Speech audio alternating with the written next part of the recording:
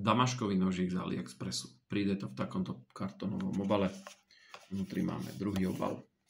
Plus nejaké informácie, ako nôž používať, ako ho brúsiť, nejakú kartičku s certifikátmi ohľadom tej firmy a ohľadom toho nožíku, že kedy bol nabrúsený, kedy bol vyrobený a otestovaný. Krabička z kartónu s magnetickým uzáverom. Už to dáva prvý pohľad, že aké to je peknejšie, kvalitnejšie. Máme tu molitan, máme tu nejaký červený semiš a tu máme ten nožík. Ešte raz nožík od firmy Xinzuo. Je to 26 cm maličký kuchársky nožík, alebo kuchynský. Má 120 gramov, 15 cm čepel, okolo 11 cm má rukovet. Rukovetko je z javoru.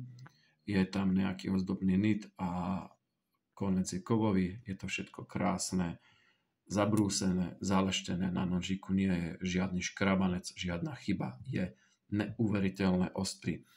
Teraz niečo k tej čepeli. Je to 67 vrstvová oceľ, 33 vrstiev na každej strane z nejakého obyčajného materiálu a v strede je oceľ 10 CR15 MOV. To chce, nech si dohľadá ohľadom toho materiálu. A cena. Nožík stojí v Čechách okolo 50-55 eur. Tam predávajú na AliExpresse, bol za 45.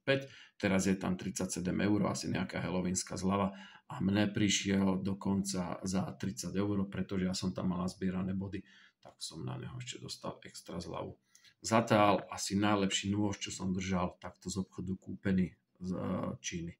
To je úplná paráda. Za tie peniaze sa to ozaj oplatí. Kto chce, nech si spraví radosť.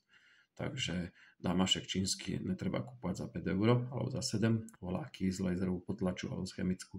Ale kto chce, nech si kúpi radšej obyčajne a kto chce damašek, nech si priplatí za takúto srandu malú do kuchyne.